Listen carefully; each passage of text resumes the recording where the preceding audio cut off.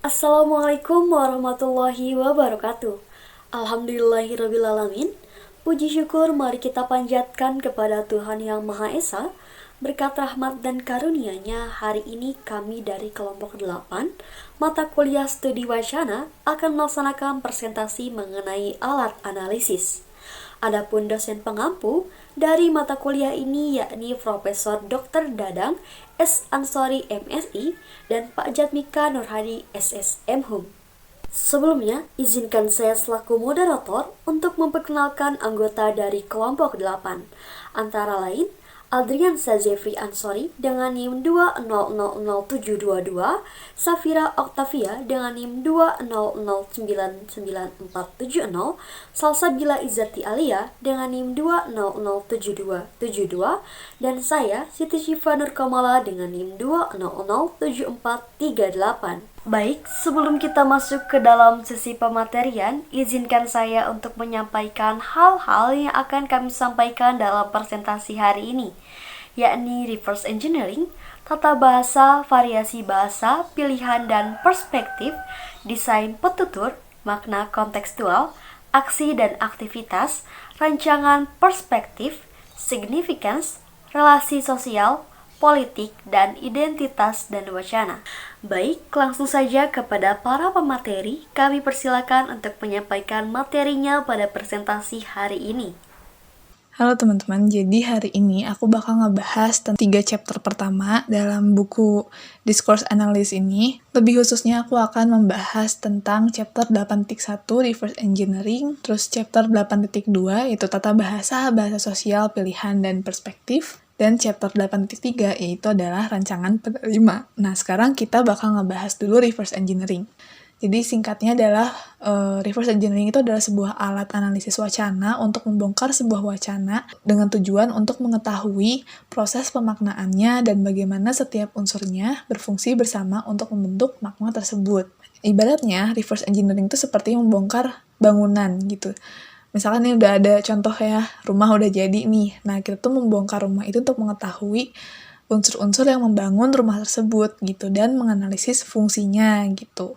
Menganalisis fungsi satu unsur dengan unsur yang lain, dan untuk mengetahui juga secara keseluruhan fungsinya tuh gimana gitu. Dalam membongkar sebuah wacana ini, ada 12 pertanyaan yang biasanya diajukan secara langsung maupun tidak langsung untuk mengetahui pemaknaan dari sebuah wacana. 12 pertanyaan ini juga bisa digunakan untuk menganalisis wacana yang dituturkan ataupun wacana yang ditulis, tapi ada perbedaannya dan nanti akan aku bahas di bagian selanjutnya. Oke, sekarang kita bahas dulu 12 pertanyaan ini ya. Pertama ada identitas. Identitas apa sih yang sedang diberlakukan dalam wacana tersebut? Jadi bisa dibilang ya siapa yang sedang dibicarakan gitu. Identitas seperti apa yang sedang diberlakukan dalam wacana tersebut. Kedua ada aktivitas. Jadi aktivitas apa sih yang lagi dilakukan atau sedang dibicarakan dalam wacana tersebut. Yang ketiga ada bahasa sosial. Bahasa sosial apa sih yang digunakan dalam wacana tersebut. Perspektif penerima. Bagaimana bahasa dalam wacana tersebut dirancang untuk mengundang atau memandu pembacanya dalam merespon atau menginterpretasikan isi wacana tersebut. Yang kelima, ada makna kontekstual. Nah, makna kontekstual apa nih yang berlaku atau yang sedang dibicarakan dalam wacana tersebut? Lalu keenam, hubungan atau koneksi. Bagaimana pembicara atau penulis ini mengekspresikan yang ia lihat sebagai kesatuan dan bukan kesatuan. Lalu kita juga melihat bagaimana bahasa dan unsur lainnya yang nonverbal tentunya digunakan dalam interaksi dinamis gitu. Kan wacana tuturan kan dinamis ya sifatnya, nah kayak gitu. Lalu bagaimana pembicara atau penulis menyampaikan atau mengadvokasikan nilai-nilai sosial dalam wacana tersebut, sudut pandang apa yang ingin disampaikan pembicara atau penulis dalam wacananya. Nah, baik untuk orang yang berbicara ataupun yang menulis gitu ya, untuk yang menulis sebuah wacana, keduanya menggunakan pertanyaan-pertanyaan ini untuk merencanakan apa yang akan mereka sampaikan dan bagaimana orang-orang tuh akan merespon apa yang mereka sampaikan gitu. Konteksnya sedang berbicara, mereka tuh cenderung tidak menyadari kalau mereka itu merencanakan apa yang akan mereka sampaikan dengan mempertanyakan 12 pertanyaan tersebut gitu. Tapi kalau orang lagi menulis, dia secara conscious, dia secara sadar memikirkan pertanyaan-pertanyaan tersebut gitu, mempertanyakan hal-hal tersebut, dan memikirkan kira-kira konsekuensi apa yang akan didapatkan jika mereka menyampaikan pendapatnya gitu. Nah, sekarang kita move ke chapter selanjutnya, itu 8.2. Di chapter 8.2 ini kita akan bahas tentang grammar, social language, choices, and perspective. Atau kalau bahasa Indonesia tata bahasa, bahasa sosial, pilihan, dan perspektif. Tata bahasa itu membentuk sebuah pilihan, tapi pilihan-pilihan ini tidak hanya dibentuk hanya oleh si tata bahasa yang umumnya gitu, tapi juga ada bahasa sosial yang lebih spesifik yang digunakan dalam suatu wacana. Jadi kalimat tersebut itu berasal dari sebuah situs teori crafting di mana orang-orang yang senang main game World of Warcraft ini berkumpul untuk menganalisis statistika dan peraturan dalam game tersebut. Nah, kalau di contoh tadi kan jelas banget ya, clear banget kalau bahasa sosial yang digunakan dalam wacana tersebut itu lebih ke arah permainan multiplayer, World of Craft, teori crafting, menganalisis statistika dan peraturan game, dan segala macamnya. Nah, ternyata nggak semua wacana itu sejelas atau sespesifik contoh yang tadi, si bahasa sosialnya atau gaya bahasanya mungkin ya. Nah, kita kasih contoh lagi nih. Yang contoh kedua ini dari bukunya Michael Eric Dyson, yang judulnya Tears We Cannot Stop, A Sermon to White America, yang terbit tahun 2017.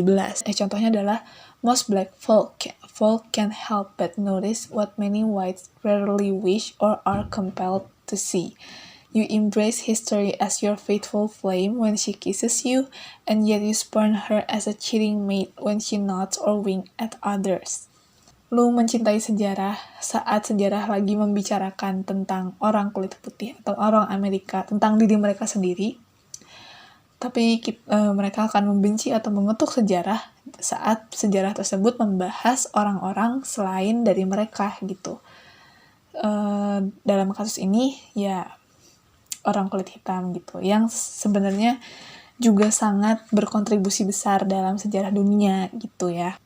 Dalam bukunya ditemukan berbagai macam bentuk bahasa yang dipengaruhi oleh latar belakang sosial si penulis sendiri. Latar belakang Dyson sebagai akademisi yang juga merupakan seorang pastor, juga seorang keturunan Afrika yang tinggal di Amerika. Nah, keseluruhan identitasnya atau latar belakangnya itu turut membentuk bahasa sosial yang dia gunakan dalam bukunya gitu. Seperti yang dilihat di contoh kan, gaya bahasa atau bahasa sosial yang digunakannya kan terkesan puitis gitu. Nah, kenapa si Dyson ini menggunakan bahasa yang puitis? Yaitu karena dia ingin menggambarkan betapa orang-orang kulit putih itu sangat-sangat mengagungkan sejarah tentang mereka gitu. Sejarah tentang mereka dan melupakan orang-orang dari ras kulit hitam yang juga involved di sejarah tersebut dengan cara menggunakan metafora yang seksual dan penuh cinta gitu. Kayak nih saking lu ini tuh lu kayak gini gitu. Jadi mengibaratkan gitu. Sebuah wacana baik berupa tuturan atau mungkin tulisan itu dirancang untuk mengarahkan pembaca menginterpretasikannya dengan cara tertentu atau merespon dengan cara tertentu. Nah, ini yang berusaha aku jelaskan di chapter ini ya. Jadi bagaimana wacana ini tuh dirancang untuk pembaca dan apa sih yang diharapkan dari pembaca gitu. Respon apa sih yang diharapkan, interpretasi apa sih yang diharapkan oleh penulis saat seseorang membaca tulisan tersebut. Intinya gitu. Dalam pidato atau tulisan itu adalah rancangan desain aktif yang bertujuan untuk mengarahkan pembaca merespon dengan cara tertentu. Nah, lalu bagaimana sih caranya kita mengetahui wacana ini ditujukan untuk siapa? Terjemahan dari judul bukunya itu adalah khotbah untuk orang kulit putih, orang Amerika kulit putih kan, atau orang Amerika deh gitu ya, orang Amerika tapi khususnya orang yang kulit putih gitu. Jadi Baptist sermon itu involve a minister addressing the congregation as sinner in need of salvation.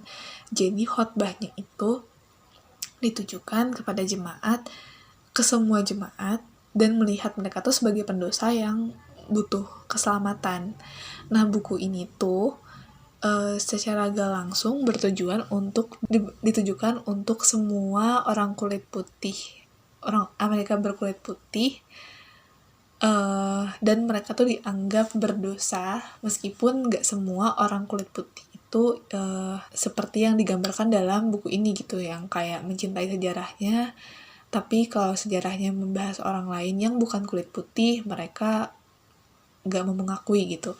Mungkin emang gak semua orang kulit putih seperti itu, tapi ini emang ditujukan kayak memposisikan pembaca tuh seperti itu. Baik dari segi keagamaan ataupun dari sekularitas, manusia emang bisa aja punya beban moral dan tanggung jawab untuk hal buruk yang terjadi meskipun kita tidak secara langsung ada di situ atau berkontribusi langsung gitu terhadap kesalahan tersebut gitu. Jadi ya sesuai lah ya, dalam segi keagamaan kan melihat ya semua manusia itu berdosa, meskipun lo nggak berkontribusi secara langsung, lo tetap punya tanggung jawab atas kejadian itu gitu. Dyson sebagai penulis atau mungkin penulis secara keseluruhan atau meminta kita sebagai pembaca untuk mempercayai dia, dan dia berharap kita bisa memposisikan diri kita sebagai pembaca yang ditujukan bukunya oleh Dyson. Jadi dengan tujuan agar kita bisa berempati dan bersimpati terhadap ketidakadilan sejarah yang dialami oleh ras kulit hitam. Meskipun pasti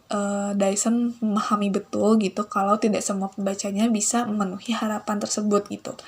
Pasti ada pembaca yang mampu menerima fakta bahwa oke, ketidakadilan ini emang terjadi, and what can we do about it.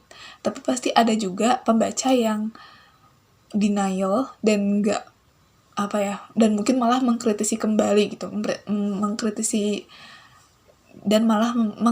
kembali apa yang disampaikan Dyson dalam bukunya, dan ini salah gitu. Dan bagaimana caranya kita tidak mengulangi kesalahan yang sama, kurang lebih kayak gitu. Oke, setelah ini bakal ada pemaparan materi dari teman aku. Terima kasih. Selanjutnya kita masuk ke makna kontekstual. Nah, pembahasan mengenai makna kontekstual ini dalam penggunaan bahasa, pembentukan bahasa harus disesuaikan dengan konteksnya agar didapatkan penafsiran yang baik. Isyarat kontekstual ialah cara pembicara memberikan isyarat bagaimana mereka ingin pendengar menempatkan maknanya dalam konteks. Nah, konteks yang isyarat kontekstualisasinya membantu pendengar untuk menafsirkan dengan cara tertentu. Nah, dalam setiap pertimbangan penggunaan bahasa, baik orang yang berkomunikasi maupun analis wacana harus menyadari apa konteksnya dan bagaimana hal ini mempengaruhi makna situasional kata dan frasa. Mereka seringkali juga harus menyadari apa yang dimainkan oleh wacana dan bagaimana mereka membentuk bahasa yang digunakan baik dalam konteks itu maupun untuk menafsirkan dan membangun konteks itu pada saat yang sama. Isyarat kontekstualisasi ini adalah cara pembicara memberi isyarat bagaimana mereka ingin pendengar menempatkan maknanya dalam konteks. Nah, konteks yang isyarat kontekstualisasinya membantu pendengar untuk menafsirkan dengan cara tertentu. Untuk selanjutnya, kita bahas soal tindakan dan aktivitas. Nah, wacana berupa tindakan memudahkan para pendengar memahami apa yang dirasakan oleh pembicara. Sebagai contoh yang tertera dalam buku Introducing in Discourse Analysis for Grammar to Society, Dyson menulis sebuah buku yang menggambarkan pengalaman pribadinya yang cukup negatif sebagai orang kulit hitam yang menjalani kehidupannya di dunia orang kulit putih. Hal ini tentunya memicu respon emosional dari para pembacanya. Nah, aktivitas adalah cara konvensional yang dikembangkan oleh orang dengan identitas tertentu untuk menyelesaikan pekerjaan mereka, berfungsi untuk melakukan apa yang mereka minati, seperti birding, melakukan fisika, bermain game, berkebun, pengacara, dan sebagainya. Jadi, untuk data penggunaan bahasa apapun, kami ingin menanyakan tindakan apa yang dilakukan. Tetapi juga aktivitas atau praktik apa yang terkait dengan identitas atau wacana apa yang juga dilakukan. Untuk selanjutnya kita bahas desain perspektif. Nah, perspektif merujuk ke posisi dari mana seseorang atau kelompok memandang sesuatu, seperti hal, orang, atau peristiwa, dan berkomunikasi sesuai pandangan mereka. Nah, perspektif digunakan untuk menggambarkan sudut pandang dalam melihat, memproses, dan melaporkan suatu peristiwa interaksi sosial. Alat desain bahasa yang kita bahas di bab terakhir ini membantu kita analisis mendapatkan perspektif dengan menunjukkan kepada kita bagaimana mereka diekspresikan dalam situasi tertentu. Alat desain perspektif yang akan kita bahas di sini membantu kita menganalisis ungkapan ini dengan cara untuk memahami perspektif yang coba diungkapkan oleh pembicara. Grammar memberi pembicara seperangkat alat pilihan. Pilihan ini menciptakan pola, oposisi, informasi, latar depan, dan latar belakang. Koneksi dan pemutusan, cara penampakan sesuatu, ekspresi emosi, dan link ke dunia yang memadu pendengar, dan alis wacana tentang apa yang harus diperhatikan dan bagaimana memperhatikan. Untuk itu, sama seperti pelukis yang baik menggunakan desain dengan cat untuk mengarahkan pandangan dan reaksi pemirsa terhadap lukisan mereka. Demikian pula bagaimana pembicara menggunakan desain dengan tata bahasa sebagai cara untuk mengarahkan dan membimbing perhatian dan interpretasi pendengar. Kita bisa mendapatkan perspektif atau sudut pandang yang diambil orang dengan mengajukan semua pertanyaan menggunakan semua alat yang telah kita daftarkan dalam bab ini. Semuanya relevan karena tujuan membuat pilihan tata bahasa adalah untuk mengekspresikan perspektif. Namun, alat atau pertanyaan berikut dan koneksi sangat penting untuk mengungkapkan perspektif pembicara atau penulis. Selanjutnya adalah signifikansi. Ada beberapa hal yang dianggap penting bagi sebagian orang dan dianggap tidak terlalu penting bagi sebagian lainnya. Tentu hal tersebut berdasarkan kepada setiap pribadi masing-masing. Alat signifikansi adalah alat yang digunakan untuk menanyakan bagaimana pembicara atau penulis menyoroti hal yang menurut mereka penting dan membelakangi hal yang menurut mereka tidak terlalu penting. Contohnya adalah dalam wacana berikut. Meskipun saya seorang akademisi, seorang kritikus budaya dan politik, dan seorang aktivis sosial, di atas segala itu saya adalah seorang pendeta yang sudah ditasbihkan. Tolong jangan hilangkan hal itu dari saya. Meskipun saya paham jika Anda melakukan hal tersebut, saya tahu agama punya reputasi yang buruk. Kami orang-orang yang percaya Tuhan pantas mendapatkan kritik tersebut. Pada wacana di atas bahwa semua identitasnya yaitu seorang kritikus, aktivis, dan juga seorang akademisi, semua itu relevan dengan buku ini, tetapi identitasnya sebagai pendeta adalah hal yang paling penting baginya. Di saat yang sama, dia juga mengetahui kalau agama memiliki reputasi yang buruk di mata orang-orang, dan dia pantas menerima kritikan tersebut. Jadi dalam wacana tersebut terlihat bahwa identitasnya sebagai pendeta dan yang ditasbihkan mempengaruhi bagaimana dia menulis keseluruhan buku tersebut. Selanjutnya adalah relasi sosial. Relasi sosial merupakan hasil dari interaksi atau tingkah laku antara dua orang atau lebih. Relasi merupakan hubungan timbal balik antara sebuah organisasi dan juga individu atau masyarakat yang semuanya itu saling berhubungan dan mempengaruhi satu sama lain. Dalam buku ini, Dyson mendesain tulisannya untuk membangun beberapa hubungan sosial yang berbeda dengan pembacanya.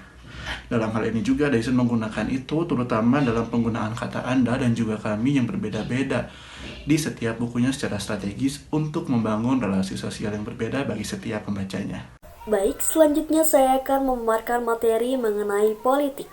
Yang dimaksud dengan politik bukanlah partai politik atau pemilu, melainkan bagaimana pembicara dan penulis mengekspresikan apa yang mereka anggap sebagai barang sosial. Barang sosial atau kebaikan sosial sendiri merupakan segala sesuatu yang dianggap berharga, baik, diinginkan, atau perlu dimiliki oleh sekelompok orang. Kemudian, Dyson menemukan fakta bahwa banyak orang kulit putih di Amerika Serikat telah berbicara dan menulis, terkadang secara terang-terangan atau secara halus, seolah-olah orang Afrika Amerika tidak secerdas atau tidak semakir orang Amerika. Hal ini merupakan barang sosial bagi orang Amerika kulit hitam dan kulit putih. Jadi, ketika kita mengungkapkan perspektif tentang masalah ini, hal ini itu termasuk ke dalam keterlibatan politik, yakni distribusi barang-barang sosial. Selanjutnya ini terdapat beberapa kutipan yang dikemukakan oleh Dyson. Yang pertama, kami adalah dua kekuatan sejarah yang bertemu, dan kecepatan sejarah itu begitu kuat sehingga dapat memutuskan ikatan cinta individu. Kemudian, yang kedua, kita bukan lagi dua orang yang saling meminta untuk dimengerti. Sebaliknya, kita adalah dua simbol dari pertempuran 400 tahun antara rasa bersalah dan tidak bersalah. Nah, di sini Dyson memperlakukan hal tersebut atau dipahami sebagai dua barang sosial yang diinginkan, dibutuhkan, dan dimiliki oleh semua orang yang merupakan sesama orang Amerika. Pada gilirannya, barang-barang sosial ini tidak dapat distribusikan dengan baik untuk kebaikan semua orang sampai kita berhenti memperlakukan satu sama lain sebagai simbol, bukan sebagai manusia. Selanjutnya, ungkapan mengenai usia 400 tahun, yakni pertarungan antara rasa bersalah atau yang dimaksud dengan penyakit sosial. Baik, selanjutnya ini merupakan bahasan yang terakhir mengenai identitas dan wacana. Dyson menyeimbangkan beberapa identitas berbeda tergantung wacana yang berbeda. Di antaranya akademik, public intellectual, African American male of certain sort, Baptist minister, dan father in upper middle class. Selanjutnya yakni materi mengenai hal-hal seputar wacana. Dengan yang pertama, pengertian dari wacana. Wacana adalah cara untuk mewujudkan identitas yang bermakna secara sosial menggunakan bahasa dan hal-hal lain, seperti cara berpakaian, bertindak, berinteraksi, menilai, percaya, dan menggunakan berbagai macam objek, alat, dan teknologi di tempat tertentu dan kadang-kadang pada waktu-waktu tertentu. Wacana juga menggunakan bahasa sosial tertentu, menempatkan makna dengan cara tertentu, dan melakukan tindakan dan aktivitas karakteristik tertentu. Selanjutnya, penulis harus lebih mengandalkan bahasa daripada penutur. Karena ketika seorang individu berbicara tatap muka, banyak hal non-bahasa tersedia untuk membuat makna, seperti bagaimana kita berpakaian, di mana kita berbicara, benda atau alat apa yang kita gunakan saat berbicara dan berinteraksi, dan seluruh lingkungan di sekitar kita.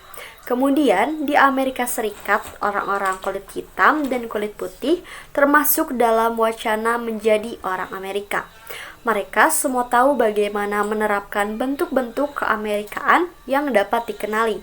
Misalnya, orang Amerika kulit putih, siapapun itu, dapat membedakan orang Amerika kulit hitam sebagai orang asing, turis, atau orang asli. Begitupun dengan orang kulit hitam, dapat membedakan orang kulit putih dari segi bahasa dan dari segi ekonomi. Dan yang terakhir mengenai wacana tidak perlu harmonis. Karena justru dari suatu harmonisan seperti layaknya suatu profesi seperti misalnya gamer, dokter, akuntan, dan lain-lain, ketika mereka memiliki suatu konflik, mereka tetap menyadari bahwa diri mereka memiliki hal yang sama, seperti misalnya kenegaraan. Baik, selanjutnya terdapat kutipan terakhir yang akan saya sampaikan. Salah satu masalah paling serius yang kita hadapi saat ini di era internet, media sosial, dan polarisasi ideologis adalah bahwa orang-orang semakin jarang membahas isu-isu kontroversial satu sama lain dan meremehkan atau mengabaikan orang-orang yang tidak setuju dengan mereka. Akan tetapi, justru dari hal ini, terkadang ada pula sebagian masyarakat yang memiliki banyak masalah, kemudian mereka bekerja secara bersama-sama untuk memecahkan masalah tersebut, dan tidak bekerja untuk melawan satu sama lain untuk memperburuk masalah. Alhamdulillahirrabbilalamin.